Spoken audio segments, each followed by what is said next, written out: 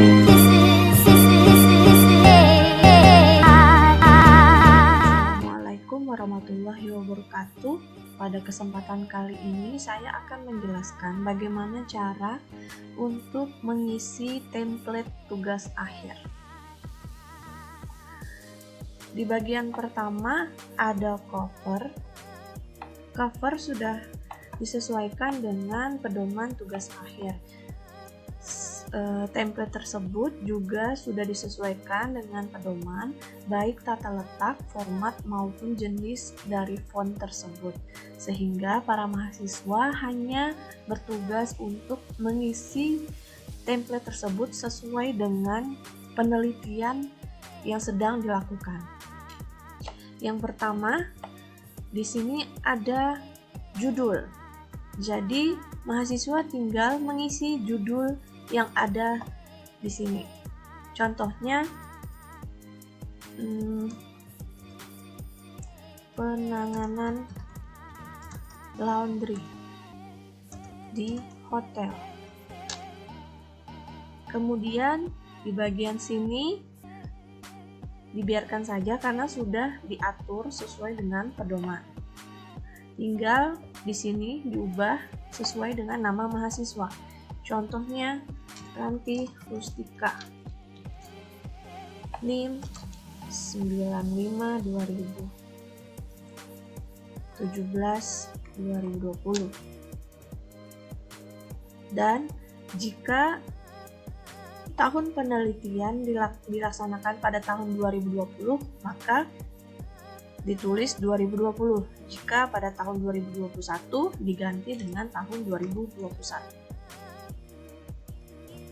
Untuk lembar persetujuan sesuai dengan judul tadi. Penanganan laundry di hotel. Jadi tinggal diganti penanganan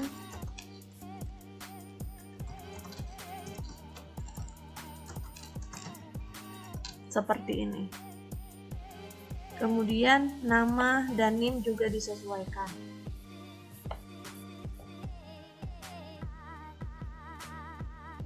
Untuk pembimbing 1 dan pembimbing 2 ini disesuaikan dengan nama dan NIM atau NIDN dari pembimbing 1 dan juga pembimbing 2. Tinggal diubah di sini dan di sini.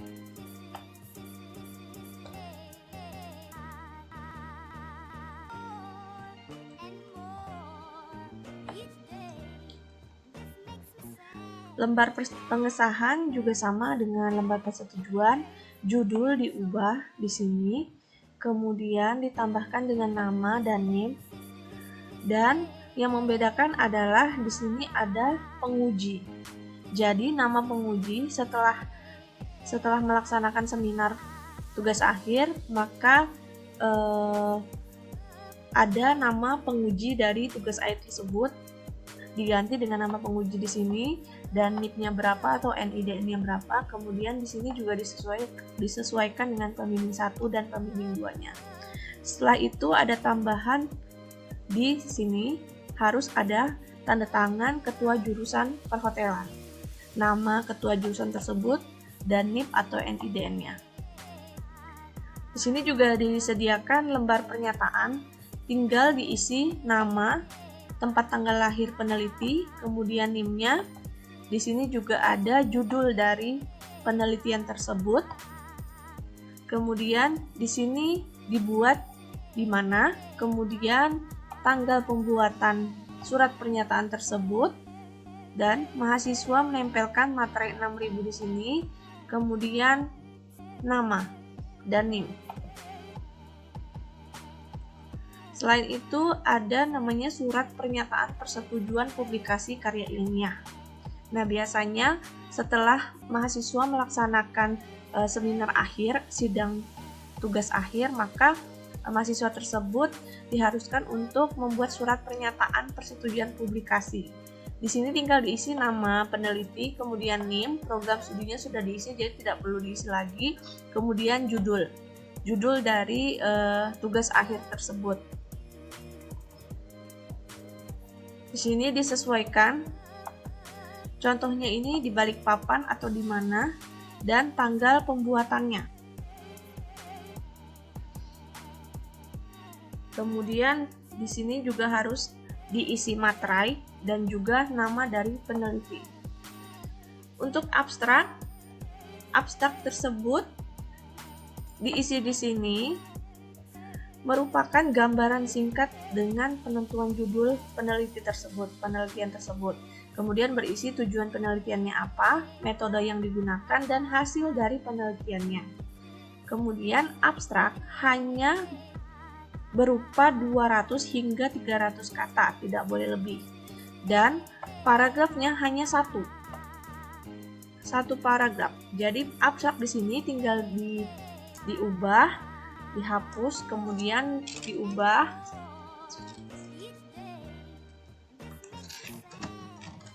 hingga satu paragraf saja, tidak boleh yang lain.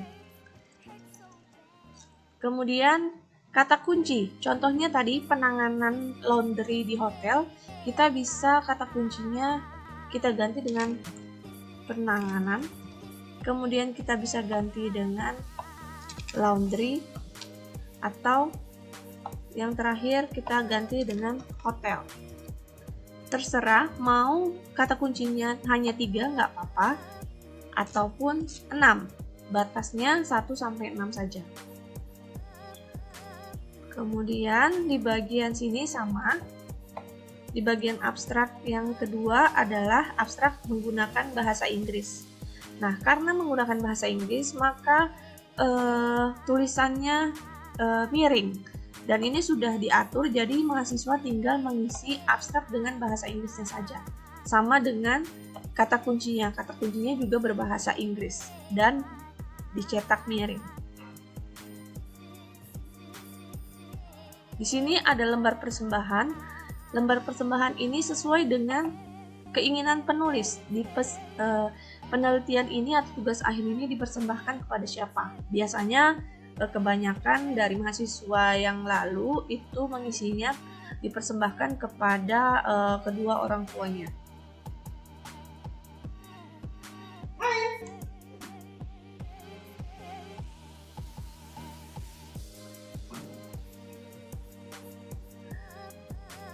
Selain itu ada yang namanya kata pengantar.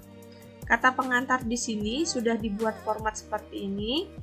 Tinggal diisi sesuai dengan Direktur Politeknik Negeri Balikpapan pada saat itu, kemudian nama ketua jurusan perhotelan, kemudian ketua program studi divisi kamar, kemudian nama dosen pembimbing 1 dan dosen pembimbing 2, kemudian ada penguji, yang ketujuh ada nama kedua orang tua, terserah tergantung dari peneliti tersebut. Namun untuk format sudah disediakan seperti ini. Jika diubah juga bebas tergantung dari peneliti. Di sini diisi tanggal pembuatan dari kata pengantar tersebut. Untuk daftar isi sudah diatur sesuai format. Jadi di bab 1 ada yang namanya latar belakang, rumusan masalah, batasan masalah, tujuan penelitian, dan manfaat penelitian. Untuk bab 2 ada kajian teori dan penelitian yang relevan, dan di bab 3 ada jenis penelitian, tempat dan waktu penelitian, teknik pengumpulan data, dan teknik analisis data. Dan yang keempat itu inti dari tugas akhir tersebut. Jadi berupa hasil dari penelitian. Di bagian pertama biasanya adalah deskripsi singkat dari tempat penelitian tersebut. Dan di bagian subbab kedua, ketiga, dan seterusnya ini adalah deskripsi atau penjelasan dari jawaban penelitian kalian. Dan yang di bab terakhir atau penutup ini ada kesimpulan dan saran.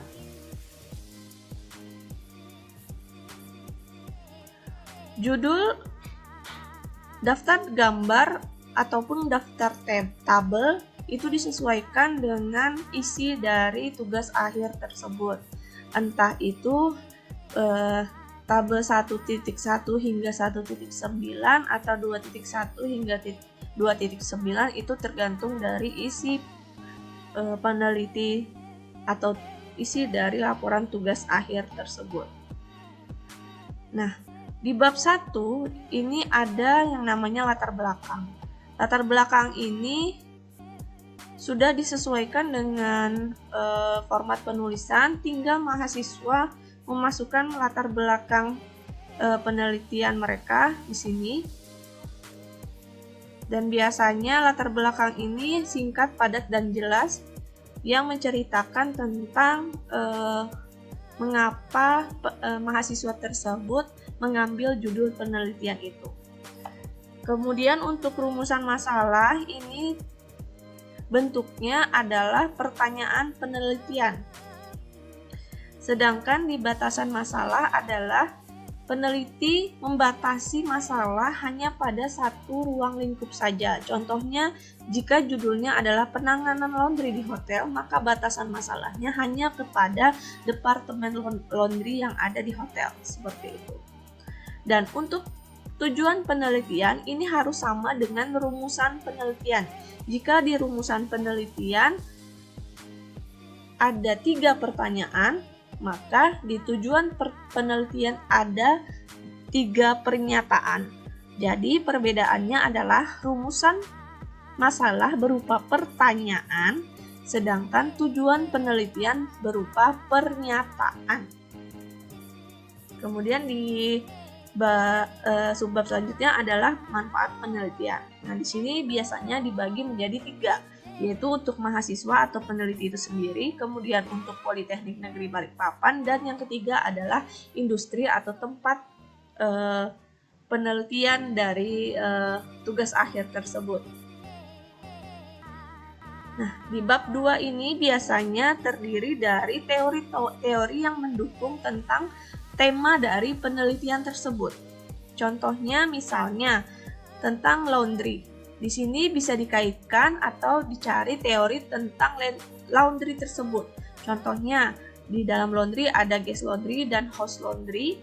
Kemudian dijelaskan sesuai dengan pendapat para ahli. Nah, biasanya teori ini kebanyakan diambil dari jurnal-jurnal yang sudah dibuat atau penelitian-penelitian yang sudah dibuat ataupun juga buku. Jadi biasanya atau semakin bagus laporan penelitian ini, semakin banyak pula teori-teori dari para ahli yang diambil. Nah, di bagian penelitian yang relevan ini biasanya penelitian-penelitian yang sudah dilakukan yang berhubungan atau mirip-mirip dengan tema dari tugas akhir mahasiswa tersebut.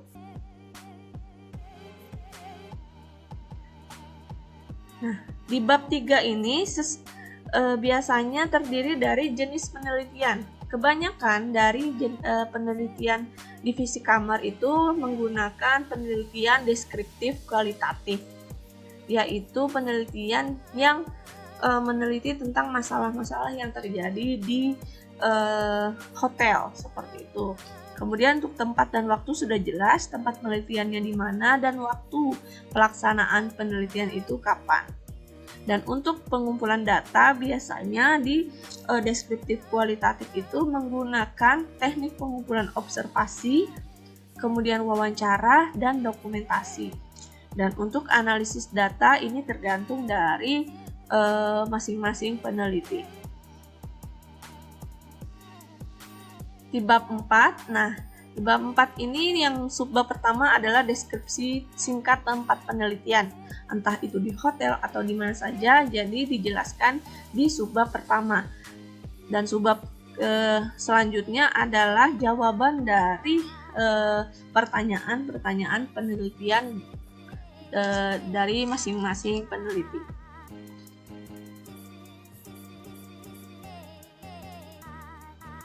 Untuk bab 5, kesimpulan dan saran. Nah, ini juga kesimpulan ini ditarik dari jawaban pertanyaan penelitian, bukan dari kesimpulan dari keseluruhan bab 4. Seperti itu. Kemudian yang saran itu merupakan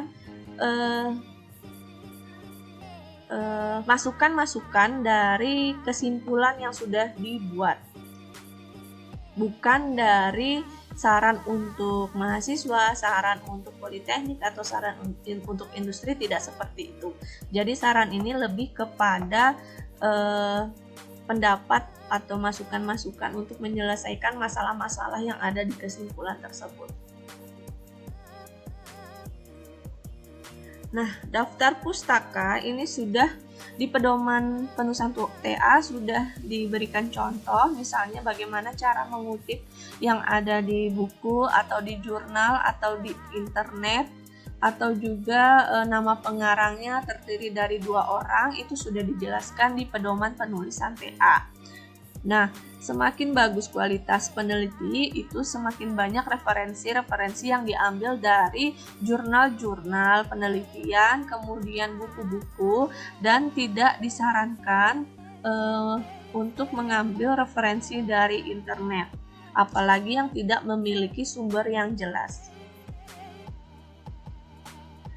Di sini biasanya dalam tugas akhir juga harus mencantumkan lampiran-lampiran. Biasanya lampiran-lampiran ini berupa foto ataupun naskah wawancara, tergantung dari para peneliti. Oke, sekian dari penjelasan tentang template pedoman TA ini, template tugas akhir ini. Saya membuat 2 template, yaitu template proposal dan template tugas akhir. Bedanya adalah template proposal hanya sampai bab 1, 2, 3, sedangkan template tugas akhir itu adalah lengkap, yaitu bab 1 sampai bab 5. Baik, cukup sekian penjelasan saya. Semoga video ini bisa memudahkan kalian untuk memahami dan dengan mudah membuat laporan tugas akhir. Terima kasih.